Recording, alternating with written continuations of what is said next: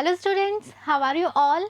I hope you all are doing great. I am Neha Rajvanshi and I welcome you all in today's class, that is English class of class 8th. So students, we have started reading with our chapter number 5 from the book Honeydew. The name of the chapter is The Summit Within. So now in this video we will complete this chapter. So now let's continue the chapter. Looking around from the summit, you tell yourself that it was worthwhile. So now Mr. Ahluwalia, he is saying that looking around from the summit, it means finally when you are on the summit, when you are standing on the highest peak of that mountain and you are looking around yourself. So at that time you feel this thing that it was worthwhile, all the challenges, all the problems and difficulties, or we can say the obstacles that you face. So everything was worthwhile. Other silvery peaks appear through the clouds. So now you are standing on the peak and you are looking all around. So what is the scene from there? So he is saying that you at that time you will see so many other silvery peaks that are that maybe appear through the clouds. So why he is saying that they are silvery peaks? Why? Because all the peaks, they are full of snow, full of ice. If you are lucky, the sun may be on them, and if you are lucky to have that scene, so maybe you may see the sun shining on the peaks. So in this picture we can see these all are the peaks. They are full of snow, full of ice, and they are looking as silvery peaks. The surroundings peaks look like a jeweled necklace around the neck of your summit. So now he is describing the scene and he is saying that all the surrounding peaks that are there, so all those peaks look like a jewelry, they look like a necklace that is there on the neck of your summit. Below you see vast valleys sloping into the distance. So first of all around there are so many other peaks, and all the peaks, they are silvery peaks, and it is looking as if they are making a necklace that is there on the neck of your peak. Clear? Next he is saying that when you see below, when you see towards the downwards, then you will see that there is a vast valley. So many vast valleys are there that are sloping into the distance. So what valley means, in this picture you all can see. So suppose this is the highest point, this is the highest point, right? And the writer he is standing there, they are climbers who are standing there. So first of all, suppose they are standing, so all around they can see the other peaks, right? And when they see towards downwards, then they will see that there is a valley that is sloping down. So this is the slope, okay? So they will see that there is a vast valleys all over and they are sloping into the distance, they are sloping down in the distance. It is an ennobling, enriching experience to just look down from the summit of a mountain. So when you are standing on the summit of the mountain and when you are looking below, so this experience is very ennobling, this experience is having a very noble ring, this experience is something greater in dignity, this experience make you enrich you, this experience will give you so much enrichment when you look down from the summit of the mountain. So here this is a very rare experience that you are standing on the top of the world, you are standing on the top of the mountain and you are looking below, the entire world is lying below you. So yes, this experience is this experience increase nobility in you, this experience give you some enrichment. You bow down and make your obeisance to whichever god you worship. So finally when you are successful, finally you are having a successful mission and you are there on the top of the summit, so at that time you just bow down and then you make your obeisance to whichever god you worship. Obeisance means we can say obedience or submission. So at that time, just to show your thankfulness, just to show your gratefulness towards the god, you just bow down, you just show your submission to God, whichever God you worship, whichever religion you follow. I left on Everest a picture of Guru Nanak, Rawat left a picture of goddess Durga, Fu Dorji left a relic of the Buddha. So now he is saying that all the climbers who are there, so whichever god they worship, whichever religion they follow, so according to that religion they just bow down and they just show their submission. So So now he is saying that when Mr. Ahluwalia, when he was there on the top of the Mount Everest, so at that time he left one picture of Guru Nanak there, and one of his team member, that is Mr. Rawat, so he left a picture of goddess Durga there, and another team member, that is Food Dorji, so he left a relic of the Buddha there. So let's see the meaning first. Relic means a souvenir, okay. So there are another group member also with Mr. Ahluwalia. So all the group member, according to the religion that they follow, according to the god or goddess that they worship, each and every group member, they left something, they left some or other relic, or we can say souvenir of their god, okay. So now we are having this picture, and in this picture we can see the author, that is Mr. Ahluwalia, and one of his team member, that is Mr. Food Dorji, on the summit of the Mount Everest. So yes, they are standing on the highest point of Mount Everest. That's standing on the highest point, or we can say the summit of Mount Everest. So Mr. Ahluwalia, he was having picture of Guru Nanak. Rawat, he was having picture of goddess Durga, and Food Dorji, he was having a relic of Buddha. And you know, they left all these things on the top of the Mount Everest.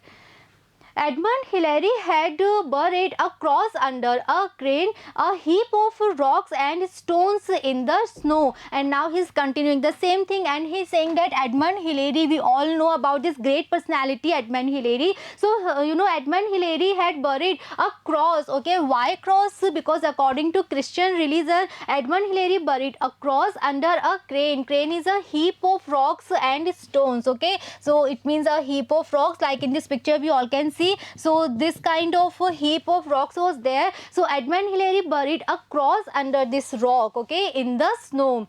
These are not symbols of conquest, but of a reverence. And he's saying the reason, he's explaining the reason that why they all were, you know, leaving each and every idol, each and every statue of their god there, not because of this thing that they were the symbols of conquest, but because of this thing, just to show their reverence, just to show their great respect. So this was the reason, just to show their respect, just to show their gratefulness. This was the reason that they left all these things there.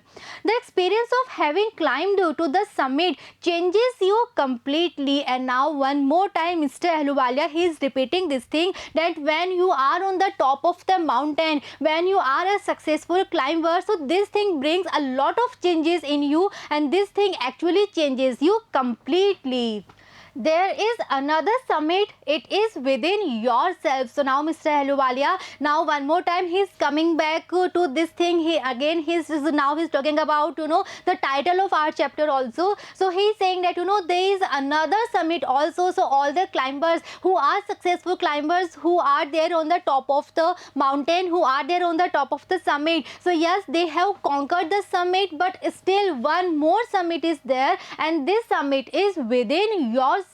It is in your own mind, and this summit is where in our mind only. Each man carries within himself his own mountain peak. So he is saying that, you know, as all the mountains, they are having one peak, they are having one summit. Similarly, all the people, they also having one mountain peak within their self, and they carry this mountain peak with them. He must climb it to reach to a fuller knowledge of himself. And all the people, each and every person, they must climb this higher point, they must climb this summit. Why? To have a fuller knowledge of himself.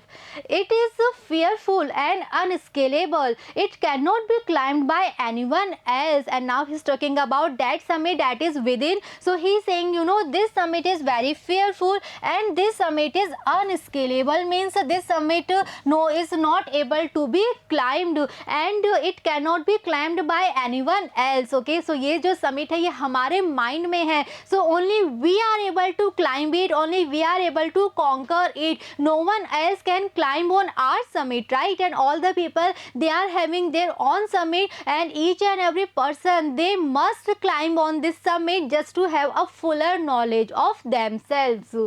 You yourself have to do it. So no one other person can help you in this. No one other person can climb this summit. Only you can do this. only you have to perform this act. The physical act of climbing to the summit of a mountain outside is akin to the act of climbing the mountain within. So now he is saying to you that the physical act of climbing to the summit of a mountain outside, it means when we are climbing a mountain, when we are trying to conquer the summit of the mountain, so the physical act is akin, means similar to the act of climbing the mountain within. It means all the problems, all the difficulties, all the physical problems that we face while climbing the mountains, so this is all, everything is similar when we are trying to climb the mountain, or we can say the summit within. So obviously this is again a very tough task. There are also so many problems and challenges that we have to face, that we have to overcome.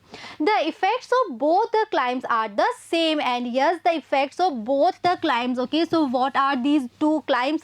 First, if you are climbing a mountain, and second summit is the summit within. So the effect of both the climbs are the same, they are just similar. Whether the mountain you climb is physical or emotional and spiritual, the climb will certainly change you. So now he is saying that whether the mountain that you climb, so the summit that is within, that is in our mind, it may be physical, it may be emotional, it may be spiritual, but the climb, it will change you. So if you are able to have the summit, if you are able to climb the summit, then definitely you will be able to change you, then definitely you will be able to have so many changes within you. It teaches you much about the world and about yourself. So once you are able to conquer the summit, once you are able to climb the summit that is within you, so finally you will be have a better understanding of the world, and at the same time a better understanding of yourself also. I venture to think that my experience as an Everester has provided me with the inspiration to face life's ordeals resolutely. So let's see the meaning first. Venture means we can say very dangerous project. Ordeals is very painful experience, and resolutely means with firmness, or we can say with determination. So now Mr. Ahluwalia is saying that I venture to think that his experience as an Everester has provided him with the inspiration to face life's ordeals resolutely. So just because of this experience that he was a successful climber, that he was able to climb the highest point of Mount Everest. So because of that experience, he was having this inspiration, he was having this motivation to face life's painful experience also, and that too with determination, that too with firmness. Okay, so now he is trying to say that why he was ready to face the painful experiences of life also. Why? Just because of the experience, just because of this thing that he was the successful climber, he had already climbed Mount Everest. So because of that thing, he was having the inspiration, he was having the motivation to face all the problems or all the ordeals that are there in his life, and that too with firmness, that too with determination and resolutely. Climbing the mountain was a worthwhile experience, and again he is saying this thing that climbing the mountain, yes, it was very worthwhile experience. The conquest of the internal summit is equally worthwhile. And now again he is making the comparison, and he is saying when he was climbing the Everest, so after climbing the Everest, he was having this realization that yes, it was worthwhile experience. So now he is saying that to conquest the inner summit, to conquest the inner mountain that is there in our mind, so this is also equally worthwhile, this is also equally enjoyable. Okay, so again he is having the comparison, and he is saying that both the climbs are equally worthwhile. Yes, if you are climbing the mountain, then finally you are having this realization that it was all worthwhile. Similarly, once you conquest your inner mountain, your inner summit, then also you will have this realization that yes, it was a very worthwhile experience.